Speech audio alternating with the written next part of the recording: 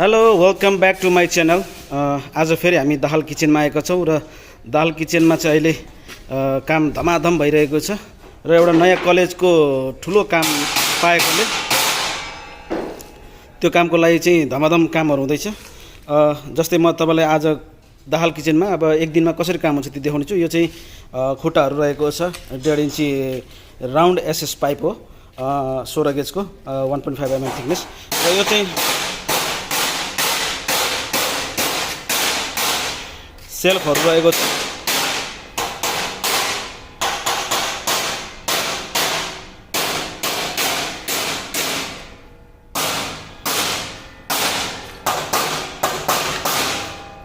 र यो चाहिँ 3 बर्नर हो र यसको फ्रन्ट लगाउने काम भइरहेको छ। एकदम मिलाएर एकदम बारीकीसँग हाम्रो मिस्त्री काम गर्दैछ। यो 3 बर्नर रहेको छ। यो 3 बर्नरको बडी रहेको छ, कभरिङ सभरिङ चढाएको छ। अब यसमा सेल्फ हाल्नु पनि छ। यिनीहरू चाहिँ सेल्फहरू हो र अगाडि भिडियो म तपाईँलाई फेरि देखाउने छु। अब हाम्रो अर्को मिस्त्री चाहिँ यहाँ पाइपहरूको धार मार्दैछ। यो चाहिँ सिङको लागि काम हुनेछ। यो चाहिँ सिङ हो। अब फ्रन्ट टाइट गर्न चाहिँ हामीले यो सिकन्जरले टाइट गर्नुपर्ने हुन्छ ठ्याक्क मिलाउनलाई। यो जोइन्टहरू मिलाउने यसरी हो।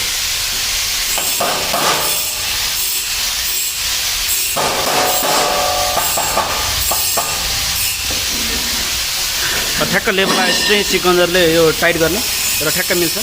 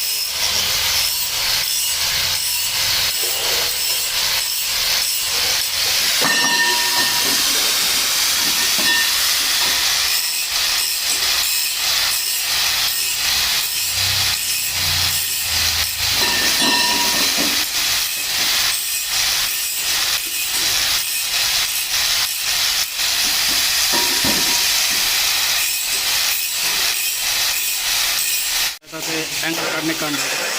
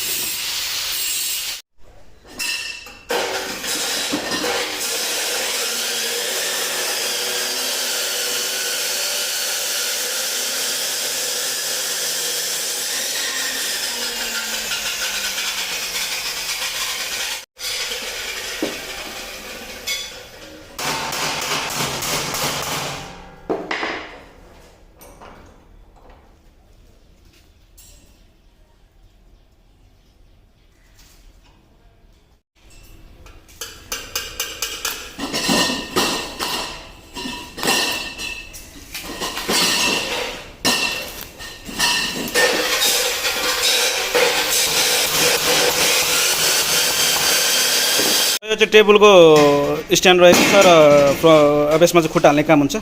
अनि टप फिटपाट गरेर सेल्फ फिटपाट गरेर टेबल रेडी हुन्छ।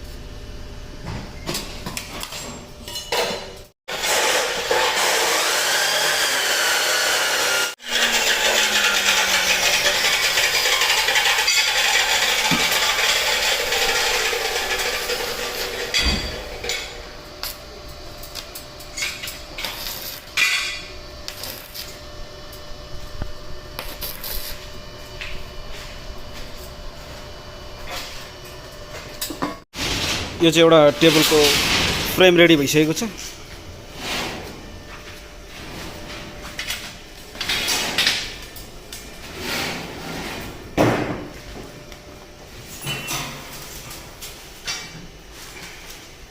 यसको हात खुट्टा चाहिँ आँखा चाहिँ छैन। काम धेरै छ, लगभग 15-20वटा आइटम रेडी हुने भएकोले ठाउँ नपुग्ने भएर अब यो ठाउँ मिलाउँदैछ। पहिला फ्रेमै बनाउने काम जारी रहनेछ।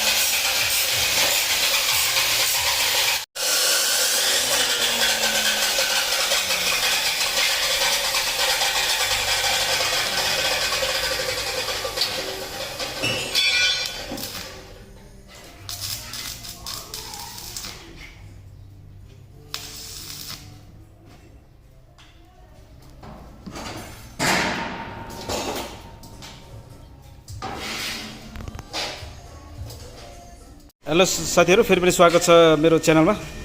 र यो जोडिरहेको हिजोको 3 बर्नर थियो, यसमा सेल्फ हान्ने कामहरू भइसकेको छ। यसको बडीहरू रेडी भएको छ। अब यसमा चाहिँ ग्यास पाइपलाइन बनाएर हामीले बर्नरहरू फिट गर्नेछौँ। अब यो बर्नरहरू चाहिँ लिकेज हुन्छ भनेर सिल टेप लगाएर फिटिङ गर्ने हो।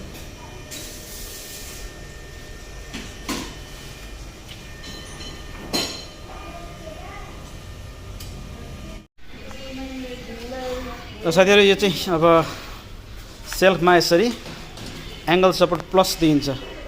फेरि फलामको हाल्यो भन्नु होला, यो एङ्गल हाल्दैन होला, हामीले चाहिँ एङ्गल हालेर अझ मजबुत हुन्छ। यसमा जति लोड राखे पनि हुन्छ, यसरी बन्छ।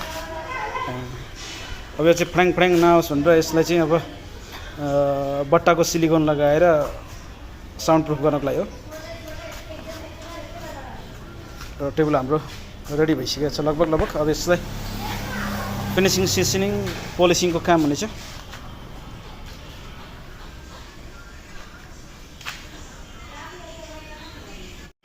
अब यो ग्यास पाइपलाइनको चाहिँ लिकेज छ कि छैन वेल्डिङहरू भनेर चेक हुँदैछ।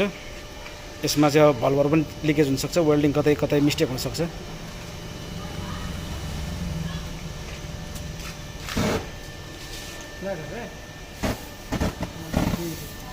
यसरी लिकेज हुन्छ, प्रपर हामीले चेक गर्दै फिट गर्ने गरेको छ। 2टा लिकेज भेटियो।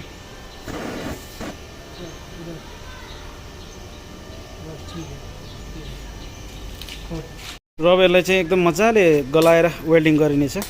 एकदम हामीले बारीकीसँग दोहोऱ्याइ चेक गर्नेछौँ, किनकि यो फिट भएपछि पछि लिकेज भयो भने खोलेर वेल्डिङ गर्न साह्रै झ्याउ हुने भएकोले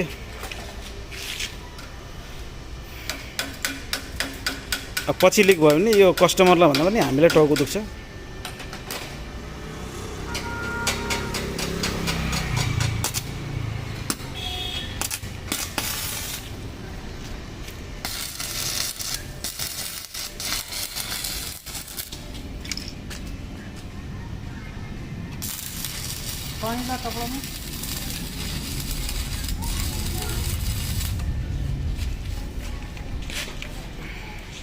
बर्नरहरू फिट गर्ने काम भएपछि यसमा फेरि पुटिङहरू काम हुन्छ। बर्नरहरू लागिसकेको छ। एचपिसीको बर्नर लाग्छ, नेपालको नम्बर 1, इन्डियाको नम्बर 1 ब्रान्ड हो।